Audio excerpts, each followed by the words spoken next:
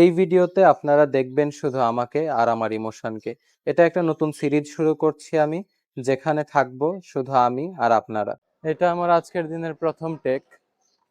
এখন বাজতেছে প্রায় 4টা। আজকে সারাটা দিন আসলে কিরকম যেন একটা ঘোরের ভিতরে কেটে গেছে। আপনি একটা জিনিস মানে বিষয়টা কি, লাইফে কখনোই আসলে আপনার কোনো কিছু মানে একদম পারফেক্ট প্ল্যান মাফিক আসলে হবে না। কারণ যদি পারফেক্ট প্ল্যান মাফিক সবকিছু হইতো, তাহলে আসলে তকদির বলতে কিছু থাকতো না। আর পৃথিবীটাকে চারপাশ থেকে অনেক বেশি রঙিন মনে হয়। পৃথিবীটাকে, আপনার জীবনটা হয়তো আপনার কাছে রঙিন না, কিন্তু আপনার চারপাশের যত মানুষ আছে সবার কাছেই হয়তো অনেক বেশি রঙিন। সবাই হয়তো মনে করে, আরে বাহ, এই মানুষটা তো কত সুখে আছে, এই মানুষটা কত শান্তিতে আছে, তার জীবনে কোনো প্যারা নেই। কিন্তু অ্যাকচুয়ালি মানে আপনার জীবনের প্যারা, আপনার জীবনের অসুখ বিসুখ, আপনার জীবনের হচ্ছে হোঁচট খাওয়া, এগুলো না কেবলমাত্র আপনিই জানেন। এবং এটাই ভালো যে কেবলমাত্র আপনিই জানেন, অন্যরা আসলে জানে না। কারণ সবাই যদি আসলে এটা জেনে যাইতো যে আপনার জীবনে আসলে কি কি প্যারা চলতেছে, তাহলে হয়তো মানে একটা প্যারাময় বা একটা সবসময় একটা দুঃখী মানুষের সাথে আসলে না কেউ বেশিক্ষণ কথা বলতে চায় না, কেউ বেশিক্ষণ আসলে চলাফেরা করতে চায় না। তো তারা হয়তো হচ্ছে আপনার ওই যে আপনি সবসময় হাসি হাসি একটা চেহারা নিয়ে থাকেন, সবসময় হচ্ছে একটা মানে আবেগ, মানে সবসময় কি বলে, একটা সুখী সুখী ভাব নিয়ে থাকেন, সবাই হয়তো ওইটাই পছন্দ করে আপনার ব্যাপারে। এই জন্যই হয়তো মানুষরা আপনার কাছে আসে। যাই হোক, আমার মানে আমার জীবনের আজকের দিনটা ঠিক ওই একই রকম একটা দিন, যে আমি সবসময় চেষ্টা করি হাসি খুশি থাকার, যত বড়ই প্রবলেম হোক না কেন, যত বড়ই ঝামেলা হোক না কেন, নিজেকে হচ্ছে একটু ভিন্নভাবে রাখার আর কি, একটু হাসি খুশি থাকার, মানে সবকিছুতে একটা পজিটিভনেস খোঁজার একটা চেষ্টা করি। সবকিছুতেই হচ্ছে একটা মানে কি বলে যে আল্লাহর উপরে তাওয়াক্কুল করে, আচ্ছা একটা প্রবলেম আসছে, will think about it, will sort it out. এরকম মানে ধৈর্য ধরে কিভাবে আগানো যায় এটা চিন্তা করি। সবসময় হয়তো সম্ভব হয় না, মাঝে মাঝে ফ্রিক আউট করে যাই, মাঝে মাঝে হচ্ছে মানে কি বলে ওই স্টর্ম আউট করে যাই, কিন্তু চেষ্টা করি। তা আজকের দিনটা ধরেন ওইরকমই একটা দিন, ঠিক আছে। মানে আমি আমার লাইফের এমন একটা স্টেজে আছি, যে স্টেজে হচ্ছে নিজের যোগ্যতার, শুধু যোগ্যতা থাকলেই হবে না, মানে ওই যোগ্যতা দেখানোর জন্য মানে যোগ্যতার প্রমাণ স্বরূপ আপনাকে আপনার পকেটটাও দেখাইতে হবে, ঠিক আছে। তো যদি হচ্ছে আপনার পকেটের গভীরতা বেশি না হয়, তাহলে আপনি যতই যোগ্য হন না কেন সেই যোগ্যতার আসলে কোনো মানে নেই। আবার ধরেন পকেটের গভীরতা আছে, তাহলে যোগ্যতা একটু কম থাকলেও কোনো প্যারা নাই, বুঝছেন। তো ওই রকম একটা স্টেজে আজকে অনেক রিয়েলিটি চেক খাইলাম অনেকজনের কাছ থেকে। তো কি আর বলবো, আসলে এই জন্য আপনাদের সাথে গল্প করতেছি বের করে, কারণ হচ্ছে আমার এই ধরনের গল্প তো আসলে আমি অন্য কারোর সাথে করতে পারবো না। কেউ আসলে এই ধরনের গল্প শোনার জন্য বসেও নাই, বাট আমার চেষ্টা আমি করে যাচ্ছি। আই গেস ওদের ভবিষ্যতে অনেক ভালো করব। কদিন ধরে একটা মানে সিরিজ শুরু করলাম আপনাদের জন্য, সেটা হচ্ছে আমার যেই আমি যেই কাজটা করি আর কি, ডাটা অ্যানালাইসিস। স্বপ্ন হচ্ছে এই ডাটা অ্যানালাইসিস থেকে সুইচ করে একটা সময় মেশিন লার্নিং এ যাওয়া, এবং মেশিন লার্নিং থেকে পার্সোনালাইজ মানে পার্সোনালাইজড এআই এনভায়রনমেন্ট তৈরি করা, মানে হচ্ছে এআই অ্যাসিস্ট্যান্ট সর্বোচ্চ তৈরি করা, যে হচ্ছে আপনার হয়ে আপনার সকল কাজ করে দিবে, এবং সে আপনার একটা কপি ক্যাট হবে। মানে সে আপনার সবকিছু শুনবে, সবকিছু দেখবে। এক এক অর্থে যে আপনার আর্থসামাজিক সিকিউরিটি থেকে শুরু করে আপনার যে কোনো ধরনের হ্যাজার্ড, যে কোনো ধরনের হার্ম, সবকিছু হচ্ছে সে মনিটর করতে পারবে। যাই হোক, এই কথাগুলো বলা আপনাদের উচিত না, কারণ এটা আমার খুবই থরলি একটা আইডিয়া, ঠিক আছে। এটা নিয়ে আমি ভবিষ্যতে কাজ করতে চাই, কেউ আমার আইডিয়া চুরি না করলেই হইলো। তো অবশ্যই এটা শুধুমাত্র আমার আইডিয়া না, এটা অনেকেরই আইডিয়া, অনেকে অলরেডি কাজ করতেছে।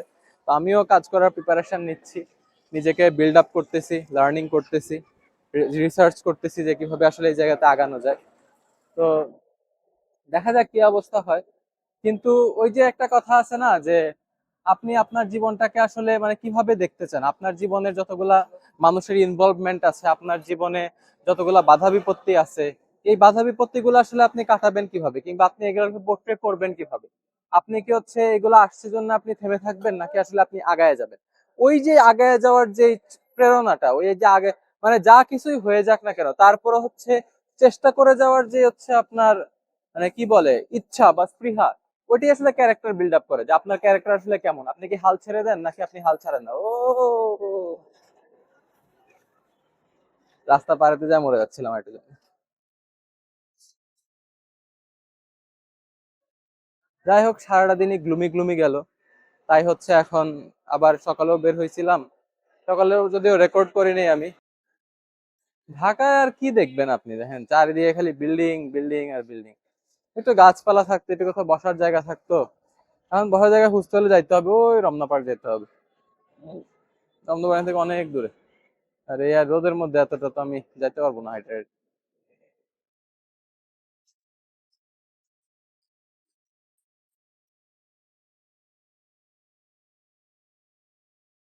হাঁটতে হাঁটতে আমি অনেক দূরে চলে আসছিলাম, কারণ বাসায় যে যাবো এতটা আমি হাইটে আর যা ফিরতে পারবো না, পায়ে ওই যে ওই দিনের থেকে ব্যথা। তো তাই রিক্সা নিয়ে নিলাম আর কি। যাই হোক, জীবনমুখী কথা অনেক বলে ফেলছি আমি আপনাদেরকে। জীবনমুখী কথা আমার প্রায় 5 সাড়ে 5 মিনিট হয়ে গেছে। বাকি 5 মিনিট কি করব এটাই ভাবতেছিলাম আর কি। যাই হোক, ওই হাঁটতে বেরে হয়েছে কি, আমার আসরের নামাজ মিস, আমি আসরের নামাজ পড়তে পারিনি। জোহরটা কোনো মতো পরেই বের হয়েছিলাম। আসলে আমি বুঝি না যে, আমি বলি যে হচ্ছে মানে আমার ব্লগ মানুষজন এত কম কেন দেখে। সবার ব্লগে এত এত ভিউ হয়, আমার ব্লগে কেন কম হয়? কম হয় বেসিক্যালি একটাই কারণে, সেটা হইতেছে যে মানে আমি তো আমার ব্লগে হচ্ছে আপনার মানে এক্সাইটিং কোনো কিছু দেখাই না, বা হচ্ছে ওই যে এক্সট্রা যা হাত পা নাড়ায় টাড়ায় মানে কত কিছু বাবা, ওইরকম তো কিছু করি না আমি। সো এই জন্যই হয়তো মানুষজন কম দেখে।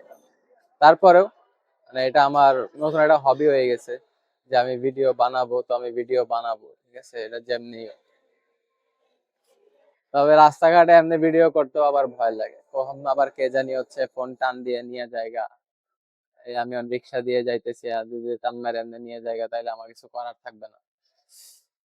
আহ বাসায় যাব, বাসায় যে হচ্ছে আজান দিয়ে দিবে, যেতে যেতে মাগরিবের নামাজ পড়তে হবে।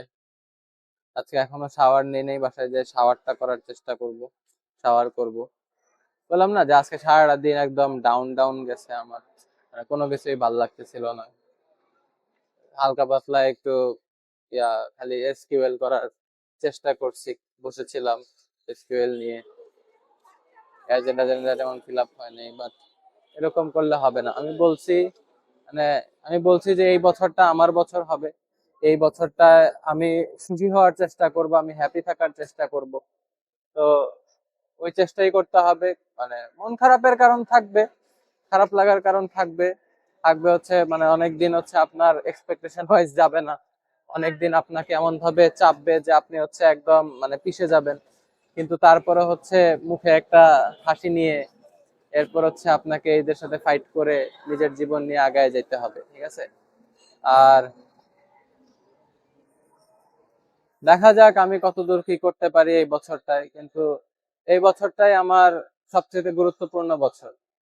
এই বছরে আমি একটু নিজেকে একটু আপগ্রেড করতে চাই, একটু উপরে উঠতে চাই, ঠিক আছে। ইকোনমিক্যাল ফ্রিডমটা এই বছরই পাইতে চাই আমি। মাথার উপরে অনেক প্রেশার আছে, দেখেন প্রেশার হচ্ছে চুল উঠে যাচ্ছে এই পাশ থেকে। এই সত্যি তো খালি হয়ে যেতেছে। যাই হোক, দেখা যাক কতদূর কি যাইতে পারি। আপনাদের সাথে বাসায় যে আরেকটা টেক নিব, এটাতে আবার দেখা হচ্ছে ইনশাল্লাহ।